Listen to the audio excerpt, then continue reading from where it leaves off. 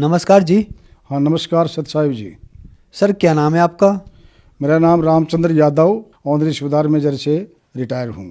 Sir संत रामपाल जी महाराज से कब जुड़े आप? मैं संत रामपाल जी महाराज से 19/6/2013 से जुड़ा जी। सर संत रामपाल जी महाराज से जुड़ने से पहले क्या आप कोई भक्ति साधना भी करते थे? हाँ पहले ये अपने घर में जो बताते थे देवी देवताओं की, और हमारे खास कर बाबा भैया और बाबा हनुमान की जो है बहुत ही ज़्यादा पूजा होती थी। वही हमारे बुजुर्गों ने बताया। और मेरा पिताजी झाड़े भी लगाता था, लेकिन इसी चीज़ को चलते हुए मेरा एक भाई जो है एक्सपायर्ड हो गया हार्ट अटैक से। दूसरा एक मेरा भाई जो है कारगिल युद्ध में शहीद हो गया। और तीसरा फिर मेरी भाभी थी, वो भी किसी कारण से ख़त्म हो गई। तो मैं भी सेना में भर्ती होने की वजह से हनुमान जी की बहुत पूजा करता था। और हनुमान जी और बाबा भैया का हमारे पिताजी ने बताया हुआ था कि इनके मंत्र भी कुछ दे रखे थे कि बेटा ये करो, आपको कभी कोई कष्ट हो ही नहीं सकता है, जो मांगोगे वो इनसे मिलेगा। तो फर्स्ट मेरा जो प्रमोशन था उसमें मैं सबसे टपनेस था, लेकिन पहला मुझे झटका फिर वो लगा कि मैं प्रमोशन में भी इतना हनुमान की और देवताओं की पूजा करते हुए क्लियर फेल हो गया। और मेरे से जो भी मतलब गलीज थे उस चीज़ में पास हो गए। तो मेरे को बहुत ही ये सब चीज़ें होने के बाद में भगवान से मेरा काफ़ी मतलब हनुमान से और जो हमारे देवी देवताएँ थे इनसे काफ़ी मन दूर हट गया। और उसके बाद में मैं धीरे धीरे इस भक्ति से दूर हटता हटता मंगलवार के दिन मैंने हनुमान की पूजा शुरू कर दिया। और झगड़ा घर में होना शुरू हो गया, तो मैंने हनुमान की जो है फोटो मूर्ति वगैरह भी वो भी उठा के घर से गुस्से में फेंक दिया था। उससे पहले बीड़ी और सिगरेट और ये भी डॉक्टरों ने जितना भी जोर लगाना था, घर वालों ने, परिवार ने, बच्चों ने तोड़ दिया, फेंक दिया। लेकिन उन भगवानों से मैं हाथ जोड़ के विनती करता था कि ये क्यों नहीं छूट रही है। तो ये नहीं छूटा मुझे। मतलब जो नशा मुक्ति डॉक्टरों के पास भी ले गए, उन्होंने भी मतलब काफ़ी निकोडोल गोली वगैरह दिया, सिर दर्द हो जाए, छूटने का मतलब ही नहीं है। तो काफ़ी मतलब परेशान हो चुका था। तो फिर सर संत रामपाल जी महाराज की शरण में आने का क्या कारण बना आपका? संत रामपाल जी महाराज की शरण में मैं हालांकि पहले आर्मी से फिर यहाँ तक मैं पहुँचा। उसके बाद मैं रिटायर होकर के सोनीपत शिफ्ट हो गया था। कुछ वहाँ ड्यूटी कर रहा था मैं सिक्योरिटी ऑफिसर की अंशल कंपनी में। तो वहाँ पर 2011 में मेरे को हार्ट अटैक आया। उसके बाद में 2011 से 13 तक मुझे इतनी दवाइयाँ गोलियाँ इतनी दे दी डॉक्टरों ने कि 12, 13, 14, 15, 18 गोली डेली की मतलब खानी पड़ रही थी। काफ़ी टेस्ट हुए और जो है डॉक्टरों को लास्ट में मतलब वो रोग जो मेरे थे वो कटे भी नहीं। जितने भी रोग थे मेरे वैसे के वैसे। हार्ट अटैक का ऑपरेशन हो गया, छल्ला डल गया, जो भी है। और बेस में आर्मी के जो दिल्ली का बेस हॉस्पिटल है, ब्रिगेडियर डॉक्टर बैठते हैं, मेजर साहब बैठते हैं, इनसे सबसे मैंने रिक्वेस्ट भी करी कि कोई आराम नहीं हो रहा है दवाइयों से और मेरे को इतनी दवाइयों को कम कर दो, इतनी दवाई मैं नहीं खा सकता हूँ। डॉक्टरों का ये कहना था कि नहीं, आपको एक भी गोली इसमें से कम कर दिया तो आप सीधा लकड़ियों में मिलोगे। आपको ये दवाई लास्ट मरते दम तक खानी पड़ेगी। और इसमें आराम मिलने का भी मतलब नहीं है, लेकिन ये गाड़ी चलती रहेगी तो नहीं चलाओ। बाकी आपका जो है ब्लॉकिंग तो खोला है, लेकिन फिर भी ये जो मेरे को नज़ला की तकलीफ़ थी, मेरे को पूरा बॉडी बदन दर्द करता था, जो कि टाइफाइड टूटा ही नहीं डॉक्टरों से। काफ़ी कोर्स लिए इसके भी, और भी छोटी मोटी काफ़ी ऐसे शरीर के अंदर रोग थे जो कि उनसे मैं ग्रस्त था। एक बार तो ऑल इंडिया के अंदर ही दिल्ली के अंदर ऐसे माने हुए डॉक्टरों के पास लेके थे कि दर्द। मेरे से पहले एक लड़की याद आती, आंसू आती आज मेरे को उनकी जब चर्चा सुनता हूँ। वो डॉक्टर को बोल रही है कि उसकी उम्र छोटी सी है कि डॉक्टर साहब मैं पूरी दुनिया में घूम ली, आप लास्ट आपके पास आई हूँ और मेरी ये उंगलियाँ ऐसी हो गई है कि मैं अपने आदमी को खाना पका के नहीं खिला सकती। रो रही थी। मेरे को उसकी बातें सुन करके ही विश्वास टूट गया था कि ये डॉक्टर भी कुछ नहीं कर सकते हैं, क्योंकि पता नहीं ये रोग दर्द क्यों नहीं इनसे दूर हो रहा है। तो दवाई तो मैं भी लाया, लेकिन कोई मुझे भी आराम नहीं हुआ। तो ऐसे करते करते भगत जी कुदरती एक किशोरी भगत है, संत रामपाल का शिष्य, मेरे साथ नौकरी किया हुआ, उन्होंने मेरे जो बताया कि आप एक बार मेरे साथ में बरवाड़ा चलो। बोला कि वहाँ पर एक ऐसा बाबा है, उसके आश्रम में जाने से इतनी शांति मिलती है कि वहाँ आप एक बार चल के तो देखो। मैंने कहा यार मैं बाबाओं के पीछे नहीं पड़ता हूँ, मेरे तो पिताजी खुद झाड़ा लगाते हैं, दुनिया को ठीक करते हैं। बोला आप मानो तो सही, एक बार मेरे साथ चलो। मैंने कहा चलो भाई देखते हैं। तो मैं जैसे ही बढ़ा, मैं सतलोक आश्रम बरवाला में, तो मेरा एकदम से वहाँ पर मतलब एकदम से इतनी शांति मिली मुझे, और भगत इतने मतलब श्रद्धा से हाथ जोड़ के सत साहिब आओ भगत जी आओ, उनका व्यवहार देखा तो मेरे को एक्चुअल में वहाँ आधी तकलीफ तो वहीं पर प्रॉब्लम ठीक हो गई थी। तो भगत जी वहाँ जा करके उन्होंने बता रहा था ये हरियाणा, ये राजस्थान का ये नाम दान केंद्र है, अलग अलग वो बैठे हुए, तो हरियाणा वाले में मैं जाके बैठ ही गया। उन्होंने नियम दिया, मैंने कुछ नहीं पढ़ना है, मेरे को नाम दे दो बस। तत्वदर्शी संत रामपाल जी महाराज से जो है नामदान लेकर के। सर, संत रामपाल जी महाराज से नाम दीक्षा लेने के बाद आपको क्या क्या लाभ मिले? संत रामपाल जी महाराज से नाम दीक्षा लेने के बाद में मेरे को बहुत काफ़ी लाभ हुए हैं, जो कि मैं आपको बताता हूँ। मतलब मेरे दिमाग में एक बात आई जब आशीर्वाद देने आई, तो मैंने कहा बाबा जी आप मेरी दवाई छुटा सकते हो क्या? तो संत रामपाल जी महाराज बोले बेटा दवाई को फेंक दो, और ये परमात्मा का मंत्र मिला है, इसका जो है आप अपनी भक्ति कमाई करो, हो जाएगा सब ठीक। और वो कह के आशीर्वाद देते देते गुरुजी करीब 20 कदम चले गए। फिर मेरे मन में 50 से सवाल उठ रहे हैं कि अभी रामपाल जी महाराज तो ये तो बता गए कि फेंक दो, और डॉक्टर कह रहा है एक गोली फेंकते ही मर जाएगा। फिर मैंने ज़ोर से आवाज़ मारी गुरुजी गुरुजी, तो गुरुजी वहाँ से वापस चल दिए, उसी टाइम उस भीड़ से वापस चल दिए। फिर भी मैं गुरुजी को बेवकूफ़ बना रहा हूँ, मैंने गर्दन मोड़ ली कि गुरुजी अब किसके पास जाएंगे, मैंने आवाज़ तो मार दी। और सीधा गुरुजी मेरे पास आकर के बोला हाँ बेटा बोलो क्या बात है।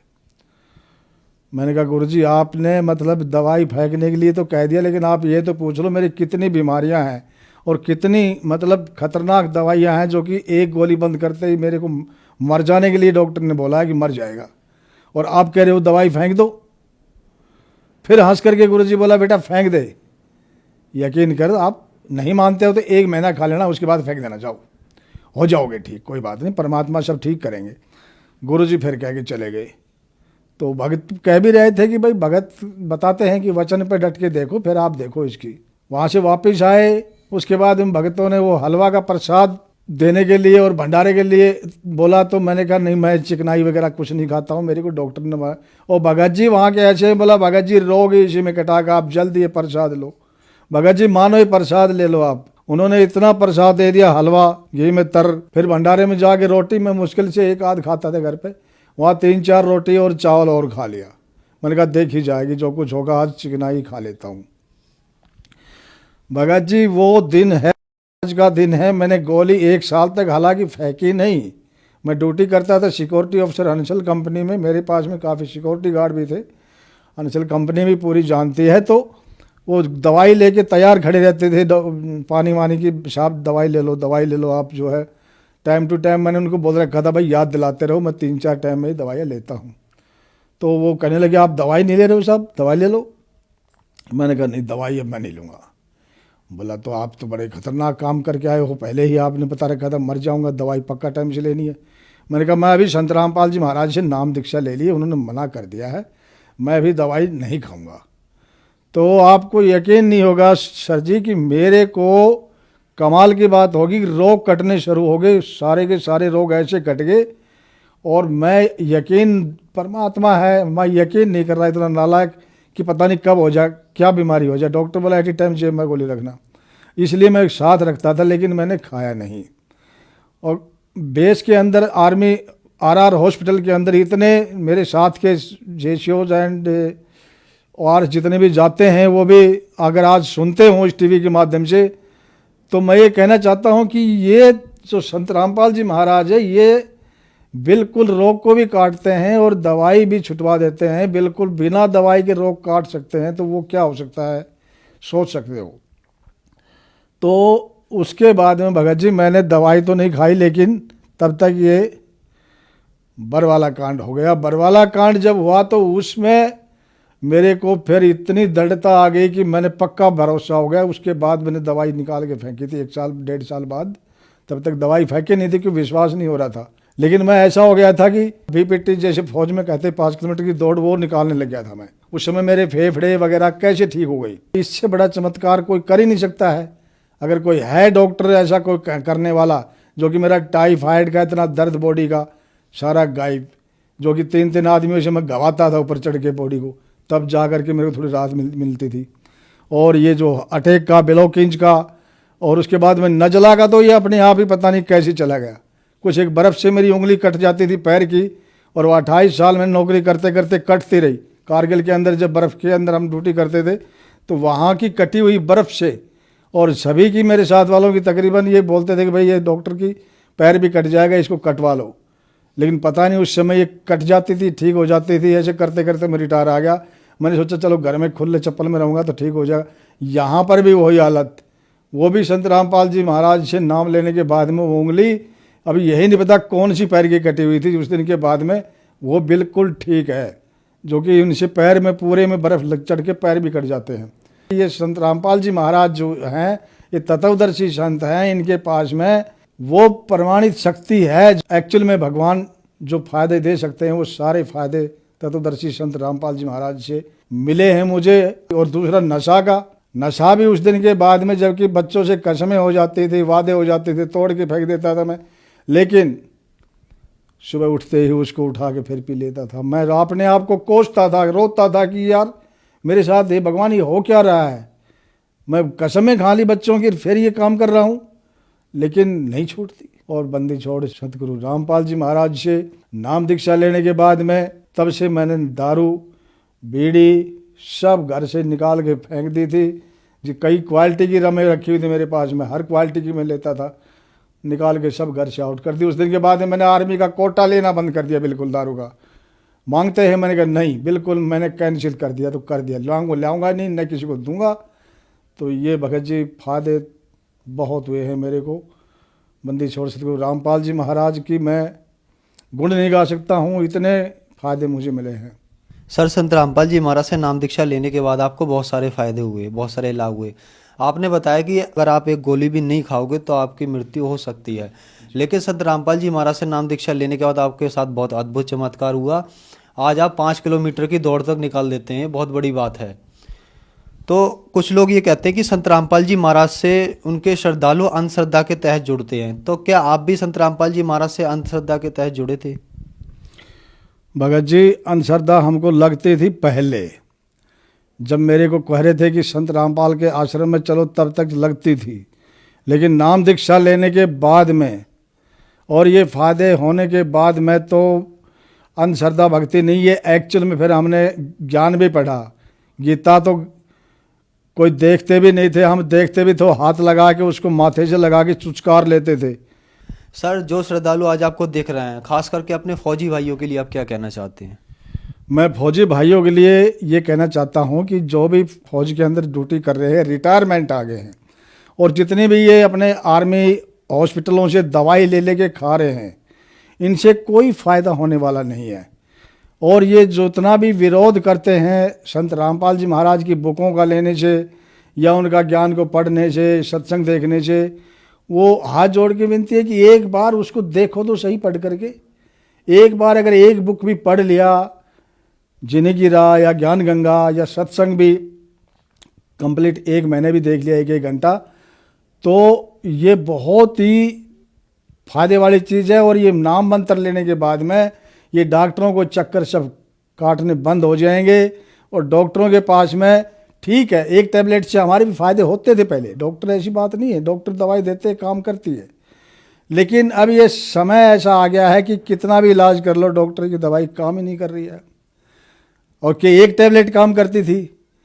तो मैं उन सभी फौजी भाइयों से हाथ जोड़ के विनती करता हूँ, जगत के भाइयों से भी हाथ जोड़ के विनती करता हूँ कि ये जो ज्ञान है ये एक्चुअल में तत्वदर्शी संत, आप नाम देख करके ही पढ़ सकते हो। तत्वदर्शी, गीता के अंदर भी ये चीज़ लिखी हुई है, तत्वदर्शी, देखने वाला। एक चिट्टी की आवाज़ को भी पहचान लेते हैं, तो वो कितनी शक्तिदार होंगे वो, उस देखो।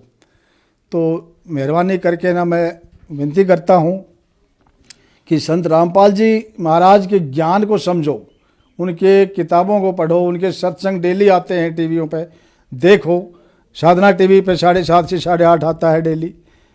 तो ये सत्संग देखने से ही पहली बात तो आपको विश्वास हो जाएगा पूरा, और नाम मंत्र लेकर के उसका जाप करने से तो आपके रोग कट जाएंगे। ये गारंटी भर की बात है संत रामपाल जी महाराज जी की तरफ से। मैं खुद भी गारंटी लेता हूँ इस बात की कि कोई वजह ही नहीं है कि रोग ना कटे, रोग कटेंगे।